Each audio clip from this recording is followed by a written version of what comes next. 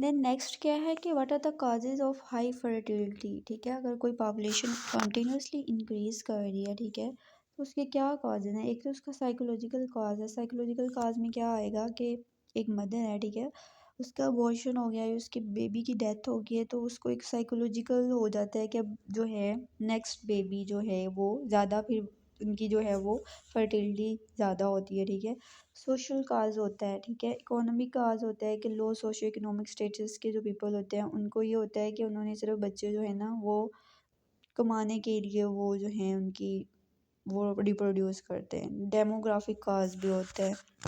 So what are the Bongaarts proximate determinants of fertility. ये important SCQ आया हुआ है पास में। ये 7 होते हैं, तो ये 7 आपके फिंगर टिप्स पे होने चाहिए।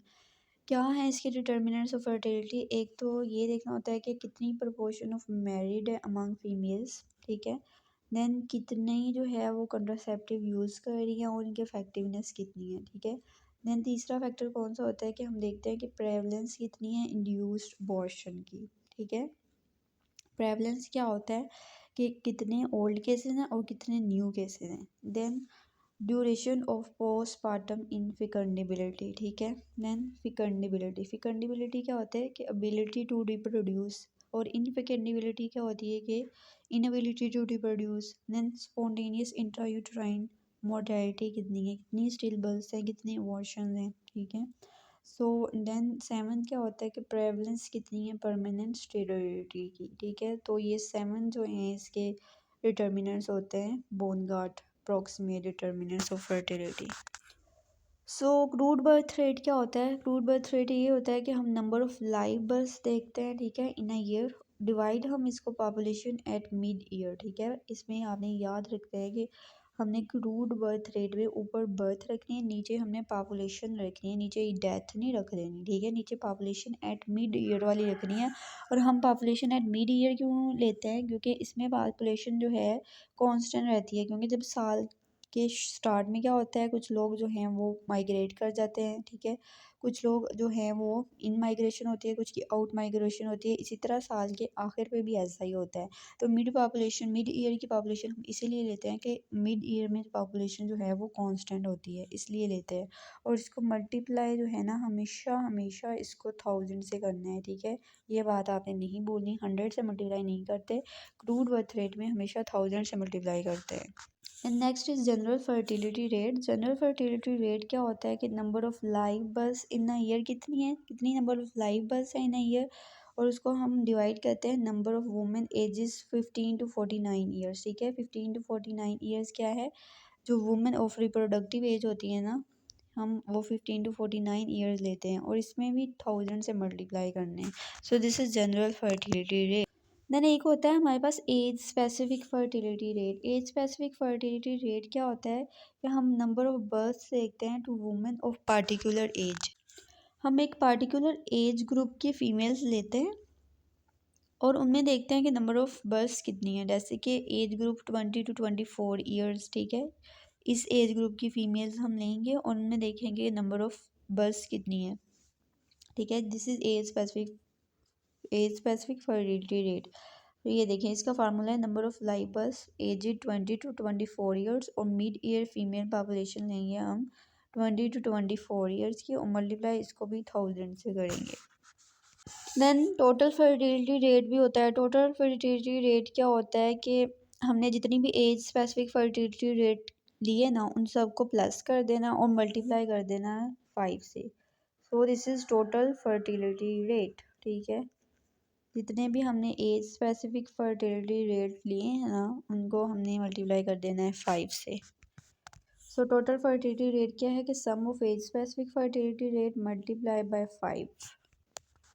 Then what is gross reproduction rate. Gross reproduction rate क्या होता है, it is the average number of daughters that would be born to a woman during her life time if she pass through the child bearing ages 15 to 49। ठीक है, experiencing average age specific fertility pattern of a given time. ठीक है, अब इसमें देखिए, इसमें हम mortality को कंसिडर नहीं कर रहे, इसमें हम जो जितनी डेथ हुई हैं, ठीक है, जो इसमें होता क्या है कि हम एवरेज नंबर ऑफ डॉटर्स लेते हैं जितनी कि एक वूमेन जो है अपनी रिप्रोडक्टिव लाइफ में प्रोड्यूस करती है, और इसमें मोर्टेलिटी नहीं लेते कि अगर कोई डेथ हुई है, ठीक है, एज स्पेसिफिक फर्टिलिटी पैटर्न में कोई अगर डेथ हुई है या नहीं हुई, इस पर नहीं लेते ग्रॉस रिप्रोडक्शन रेट में, लेकिन नेट रिप्रोडक्शन रेट में हम अज्यूम करते हैं मोर्टेलिटी रेट्स को भी। So this is net reproduction rate. Average number of daughters that would be born to a woman if she passes through her lifetime following the existing age-specific fertility rate and mortality rates of given year. इसमें अब आपने ये difference याद रखना है कि इसमें हमने मोर्टेलिटी रेट्स को कंसिडर करना है, ठीक है, ग्रोथ रिप्रोडक्शन रेट में हम नहीं कर रहे थे मोर्टेलिटी रेट को consider. So net reproduction rate जो होता है ये ग्रॉस रिप्रोडक्शन रेट के इक्वली होता है, लेकिन इसमें हम मोर्टेलिटी रेट को जो है वो कंसीडर करते हैं क्योंकि कुछ फीमेल्स जो होती हैं वो अपना जो है रिप्रोडक्टिव एज ग्रुप, जैसे कि अगर बात करें 14 टू जो है वो 15 टू 49 ईयर्स है ना, उससे पहले ही उनकी डेथ हो जाती है या ड्यूरिंग हो जाती है, ठीक है, तो फिर इसमें जो है हम वो वाला मोर्टेलिटी रेट जो है वो कंसिडर करते हैं। नेक्स्ट इज़ पॉपुलेशन पायरामिड, ठीक है, आपकी डेमोग्राफी का मेन जो टॉपिक है वो पॉपुलेशन पायरामिड है। पॉपुलेशन पायरामिड क्या होता है कि इसमें हम जो है वो ग्राफिकल रिप्रेजेंटेशन करते हैं पॉपुलेशन की, ठीक है, on the basis of age, कि उस पॉपुलेशन की एज क्या है, कि कौन सी एज है, जैसे कि अगर हम देखते हैं उनकी ओल्ड एज कितनी है, उनकी यंग जो है पॉपुलेशन वो कितनी है, उनका बर्थ रेट क्या है, इसके अलावा हम उसकी उस पॉपुलेशन की सेक्स कंपोजिशन भी देखते हैं, ठीक है, उस ग्राफिकल रिप्रेजेंटेशन होती है ना, तो राइट पे हम फीमेल्स लेते हैं और लेफ़्ट पे हम जो है वो मेल्स लेते हैं। मैं इसको आप दिखाती हूँ, ठीक है, ये देखिए ये पॉपुलेशन पायरामिड है, ग्राफिकल रिप्रेजेंटेशन है, ठीक है, इसमें हमने क्या लिया, मेल्स को जो है वो हम लेफ़्ट पे लेते हैं, ठीक है, फीमेल्स को राइट पे लेते हैं। इसको आप इससे याद रखते हैं कि फीमेल्स आर ऑलवेज राइट, ठीक है। देन और क्या हम लोग इसमें देखते हैं, जो ये वाला वर्टिकल एक्सिस होता है ना, इस पे हम एज ग्रुप्स रखते हैं, ठीक है, हॉरिजॉन्टल एक्सिस पे हम परसेंटेज रखते हैं। अब वर्टिकल एक्सिस पे हमने कौन से एज ग्रुप्स रखते हैं, एक तो हमने रखनी है कि उनकी वर्किंग पॉपुलेशन कितनी है, ठीक है, जो मिड पे होती है ना वो वर्किंग पॉपुलेशन होती है, ठीक है, और जो टॉप पे होती है वो ओल्ड पीपल होते हैं या एल्डरली पीपल होते हैं, और जो नीचे होती है वो यंग डिपेंडेंट्स होते हैं, ठीक है, और ये वाली पॉपुलेशन और ये वाली पॉपुलेशन ये दोनों इसके ऊपर डिपेंड कर रहे होते हैं, जो वर्किंग पॉपुलेशन है, ठीक है, इसके ऊपर डिपेंड कर रहे होते हैं। अच्छा, अगर हम पॉपुलेशन पायरामिड की बात करें ना, तो ये जो नीचे होता है इसमें हम जो बॉटम पे होता है ना हम बर्थ रेट लेते हैं, ठीक है, इसके अलावा टॉप पे हम लोग जो है वो डेथ रेट लेते हैं। इसी तरह ये सेंटर पे वर्किंग पॉपुलेशन है, यंग डिपेंडेंट्स है नीचे, और ऊपर जो है वह एल्डरली डिपेंडेंट्स हैं।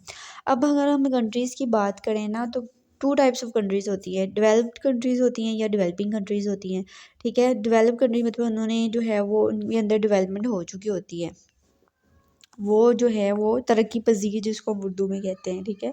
अब क्या होता है कि डेवलपिंग कंट्रीज़ की अगर हम एग्जांपल लें तो इसमें पाकिस्तान आ जाता है, ठीक है, पाकिस्तान इज़ डेवलपिंग कंट्री।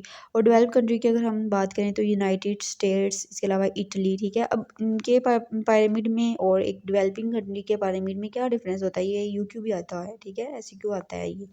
अब जो ये देखिए ये आपको ट्रायंगुलर शेप नज़र आ रही है ना, ये पिरामिड जो है ये डेवलपिंग कंट्रीज़ की होती है।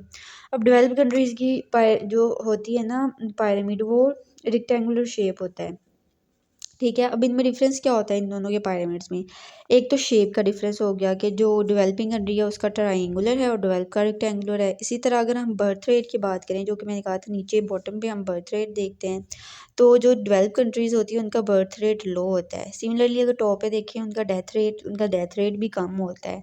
सिमिलरली अगर हम उनकी डिपेंडेंसी रेशो देखें, ठीक है, उनकी अगर हम जो है वर्किंग पॉपुलेशन देखें ना, उनकी वर्किंग पॉपुलेशन जो है वो ज़्यादा होती है, ठीक है, जो यंग पॉपुलेशन और जो एल्डरली हैं उन पे ऊपर डिपेंड नहीं कर रहे होते इतना, क्योंकि वो लो होते हैं, इसलिए उनकी जो है डिपेंडेंसी रेशो कम होती है। लेकिन जो हमारे डेवलपिंग कंट्रीज़ है उसमें क्या होगा, उसमें जो है वो बर्थ रेट भी ज़्यादा होगा, उनका डेथ रेट भी ज़्यादा होगा, उनकी जो जो यंग पॉपुलेशन है, ठीक है, यंग वर्किंग पॉपुलेशन नहीं होती, ठीक है, जो एल्डरली ज़्यादा हैं, यंग डिपेंडेंट ज़्यादा हैं, ठीक है, तो वो वर्किंग पॉपुलेशन पे डिपेंड कर रहे होते हैं, इसलिए उनकी डिपेंडेंसी रेशो जो जो है वो ज़्यादा होती है।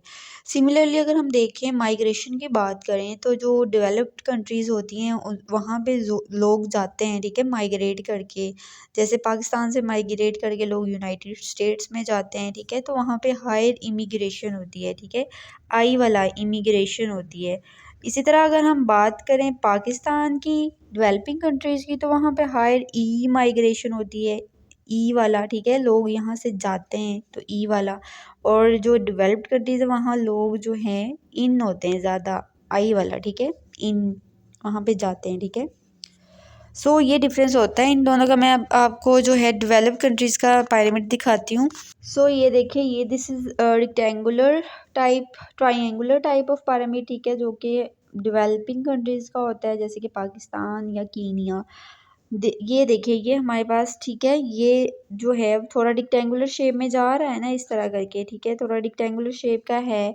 इसमें देखिए अब ये डेवलप्ड कंट्री का है, ठीक है, इसमें क्या है, देखिए नीचे बर्थ रेट इसका कंपेयर करें इसके साथ कम है ना।